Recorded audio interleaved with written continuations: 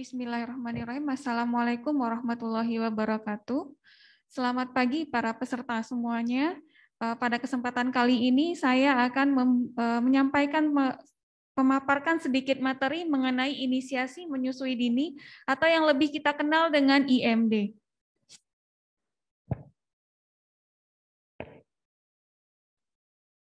Nah, di sini saya ingin menyampaikan bahwa IMD merupakan langkah awal terbaik yang dapat kita berikan pada fase awal kehidupan pada setiap bayi baru lahir. Karena ini memberikan impact positif bagi para ibu dan bayi, karena dia dapat membentuk bonding lebih baik dan proses menyusuinya juga akan lebih baik.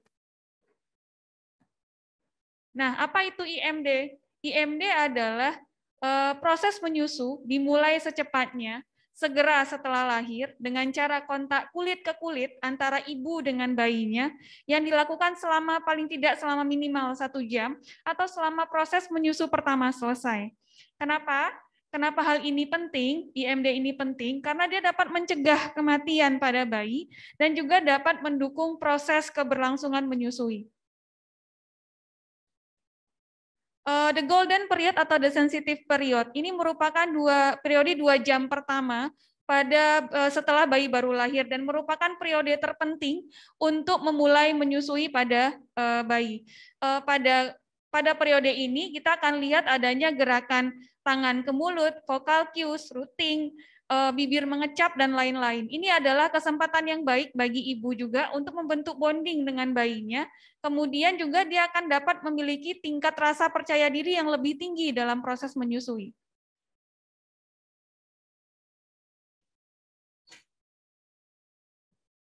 Terus, mengapa kontak kulit ke kulit ini sangat penting?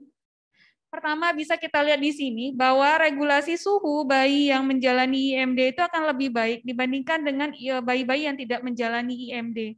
Kemudian juga kadar glukosa darah bayi yang menjalani IMD itu akan lebih tinggi dibandingkan dengan bayi-bayi yang tidak menjalani IMD. Karena pada saat dilakukan pemeriksaan 75-90 menit pasca persalinan, ditemukan kadar glukosa darah bayi yang menjalani IMD itu lebih tinggi dibandingkan dengan bayi-bayi yang tidak menjalani IMD.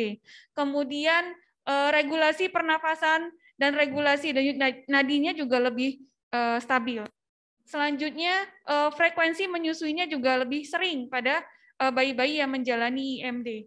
Terus, kolonisasi flora atau pembentukan mikrobiom di usus juga lebih baik karena kontak skin to skin contact yang dilakukan antara bayi dengan ibunya akan ada bakteri yang tertelan oleh si bayi dari kulit payudara ibu. Nah, itu pembentukan mikrobiom itu bagus, di mana dia dapat memacu pembelajaran sistem imunitas dari bayi. Selanjutnya juga dengan adanya saat pelaksanaan IMD ini ada stimulasi sensori bayi oleh kehangatan, bau si ibu, rangsangan dari sentuhan si ibu, itu juga akan merangsang pelepasan dari hormon-hormon endorfin, oksitosin, dan prolaktin, di mana hormon ini nantinya juga berpengaruh pada peningkatan suhu kulit di sekitar payudara ibu. Kemudian dapat mengencangkan proses kontraksi dari si uterus, sehingga nantinya bisa kita lihat bahwa akan terjadi kehilangan darah pada pasca persalinan juga akan lebih berkurang. Kemudian pelepasan hormon tersebut juga menurunkan stres dari si ibu, ansietas si ibu juga berkurang.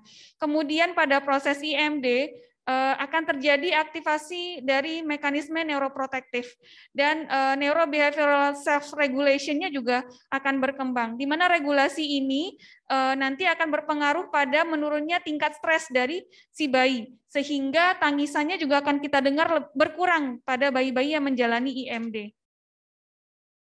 Kemudian pada satu penelitian disampaikan bahwa kontak kulit ke kulit yang dilakukan oleh ibu kepada bayinya itu mempunyai kemungkinan 2 kali lebih besar memberikan ASI eksklusif dibandingkan dengan ibu-ibu yang tidak memberikan kontak kulit ke kulit dengan bayinya. Kemudian IMD ini tentunya ada payung hukumnya. Payung hukumnya ini diatur melalui peraturan pemerintah nomor 33 tahun 2012, di mana itu pada pasal ayat 1-nya disampaikan bahwa semua tenaga kesehatan wajib melaksanakan IMD. Dan di pasal 2-nya juga dijelaskan bahwa bagaimana cara yang dimaksud dengan IMD itu adalah dengan menyentuhkan kulit si ibu dengan ke kulit bayinya, di mana kulit bayi dan kulit ibu saling bersentuhan. Kemudian apa itu syarat IMD? Syarat IMD dilakukan jika ibunya stabil dan bayinya bugar tanpa memandang jenis persalinan, baik itu SC ataupun persalinan normal. Kontraindikasi IMD apa? IMD tidak bisa kita kerjakan pada bayi-bayi prematur, bayi-bayi dengan usia kehamilan, lahir pada usia kehamilan dari 37 minggu, kemudian terdapat gangguan pernafasan pada si bayi atau kelainan bawaan yang dapat menyebabkan gangguan kardiorespirasi. Kemudian selanjutnya adanya resiko infeksi yang tinggi pada ibunya. Contohnya ibunya dalam kondisi demam. Selanjutnya juga salah satu syaratnya yang penting adalah bayinya jika tidak bugar itu tidak bisa kita kerjakan pada saat kita menemukan penurunan tonus otot dan tangisannya lemah. Kemudian sering kita temukan bahwa pada saat persalinan SC itu ternyata katanya tidak bisa dilakukan IMD, dok. Ternyata tidak sebenarnya. Pelaksanaan IMD ini bisa kita kerjakan pada saat persalinan SC ini. Karena dokter dan bidannya nanti akan membantu si ibu memposisikan si bayi di dekapan ibu. Kemudian nanti jika terjadi interupsi selama di ruangan operasi karena kondisi tertentu, nanti si ibu bisa melanjutkan segera kontak kulit ke kulitnya di kamar bayi.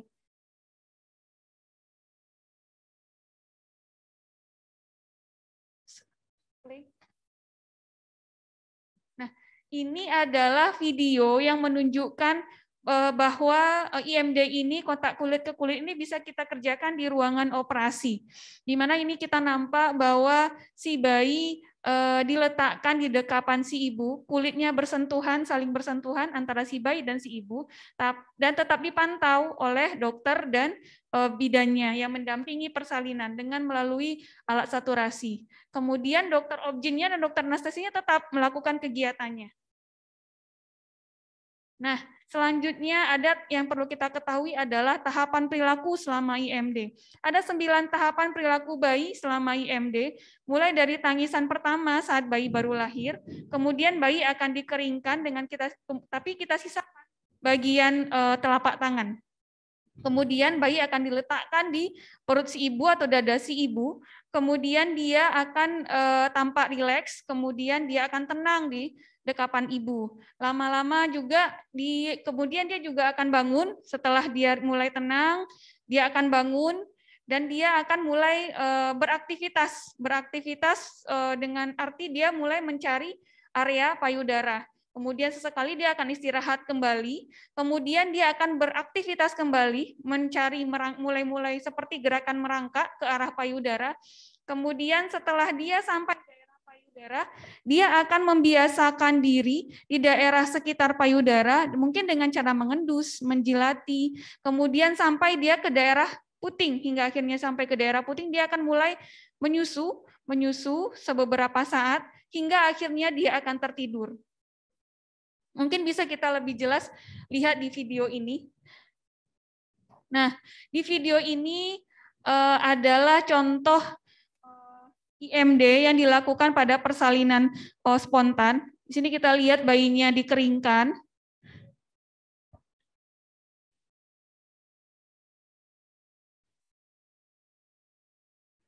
Setelah dikeringkan, bayinya diletakkan di dada ibu, kulit ketemu kulit bayinya saling bersentuhan antara kulit bayi dan kulit ibu.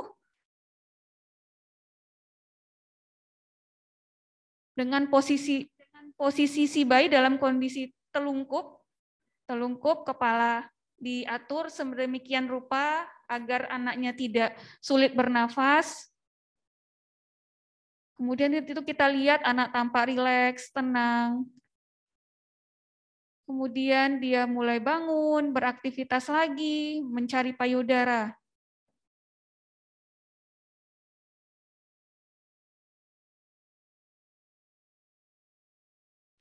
Kemudian dia mulai beraktivitas kembali seperti yang saya bilang, merangkak ke arah payudara.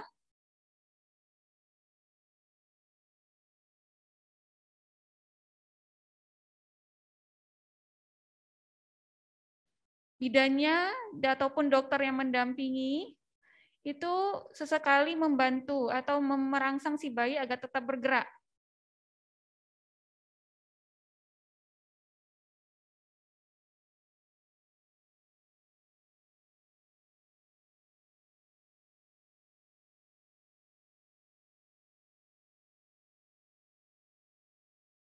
Ketika dia sampai, nah itu dia mulai menjilat,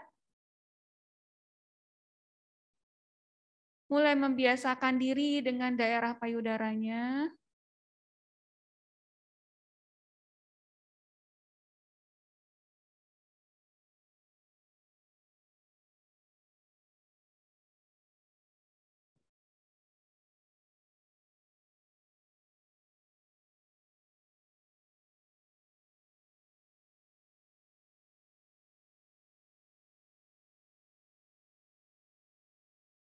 Hap, sampainya di daerah puting, dia mulai menjilat, mengendus, hingga akhirnya dia menyusu.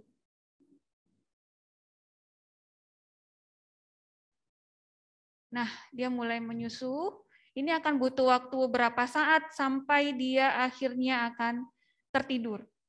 Slide.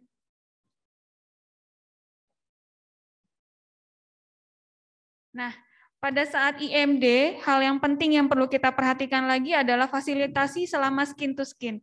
Apa itu yang perlu kita fasilitasi? Pertama tentunya edukasi. Edukasi ibunya, edukasi ayah ataupun keluarga yang mendampingi selama IMD. Apa itu IMD, syarat IMD, menjelaskan apa manfaat IMD itu, apa yang perlu kita kerjakan, apa kontraindikasinya. IMD ini mungkin tidak bisa saja kita kerjakan nantinya karena ada beberapa faktor seperti yang saya jelaskan tadi. Kemudian pada saat lahir itu kita nilai kembali kondisi ibu dan bayinya, apakah memenuhi syarat untuk dilakukan IMD. Nah, ketika dia memenuhi syarat, nanti kita tetap dukung, berikan dukungan termasuk dalam kenyamanan, privasi, kemudian keamanan si ibu dan si bapak ataupun keluarga yang mendampingi ibu selama IMD. Slide. Nah, sedikit materi yang mau saya paparkan adalah kangguru father care atau skin to skin contact yang dilakukan oleh ayah. Ada beberapa penelitian yang menunjukkan dampak positif pemberian kangguru father care ini pada proses keberlangsungan menyusui. Di sini sebuah penelitian, yaitu penelitian RCT, yang melibatkan 83 ayah yang akan memiliki anak pertama, di mana usia ayah lebih kurang 20 tahun lebih, di mana nanti akan dibagi atas dua kelompok. Kelompok pertama adalah kelompok intervensi yang melakukan skin to skin, dan kelompok kedua adalah kelompok kontrol.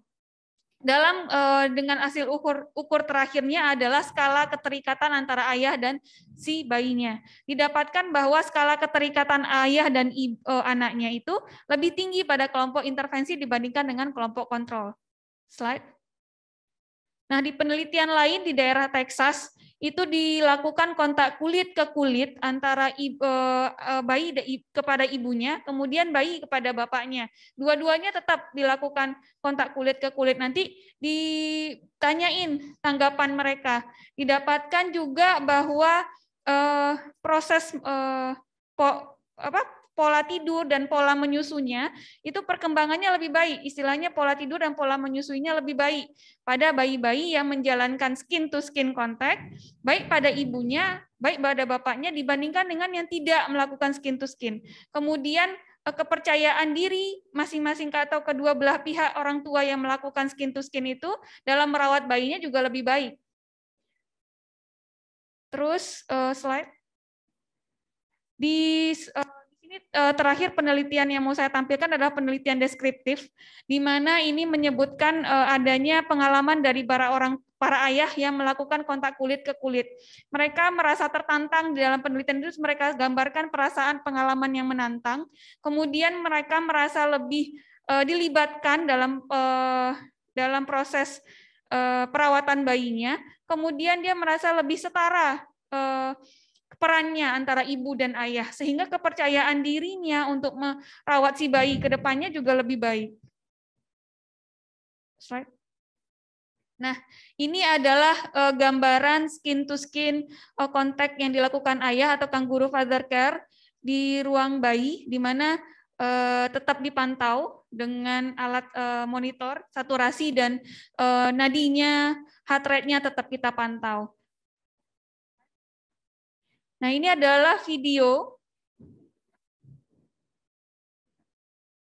Nah, ini adalah video kangguru father care di kamar bayi. Bisa kita lihat heart rate dan saturasinya stabil. Anaknya tampak tenang di pangkuan bapaknya. Bapaknya juga lebih pede.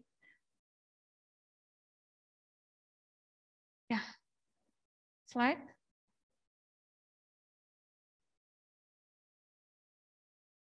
Nah, sebagai pesan di akhir presentasi saya ini yang mau saya sampaikan adalah ternyata kontak kulit ke kulit yang kita lakukan pada saat IMD itu merupakan langkah awal dengan manfaat yang sangat banyak untuk mendukung proses menyusui ini. Kemudian juga yang perlu kita perhatikan syaratnya juga tetap harus kita perhatikan dalam pelaksanaan IMD ini, apakah memenuhi syarat. Apakah bayinya stabil, ibunya stabil, atau bayinya bugar untuk melaksanakan IMD ini. Kita tetap perlu menilai itu kembali. Kemudian tetap seperti yang saya bilang bahwa kita tetap harus melakukan fasilitasi terhadap skin to skin contact yang dilakukan atau IMD itu tetap kita lakukan fasilitasi terhadap kenyamanan, keamanan dan keprivasian si keluarga ataupun ibu yang menjalani IMD. Selanjutnya yang penting lagi adalah kangguru father care ataupun kontak kulit ke kulit yang dilakukan oleh ayah kepada bayinya ternyata memiliki dampak yang positif terhadap keberlangsungan menyusui, sehingga ini bisa kita kerjakan nantinya sebagai salah satu cara ketika IMD itu terinterupsi di ruangan operasi. Kita bisa lanjutkan ke bapaknya untuk melakukan kangguru father care. Terima kasih.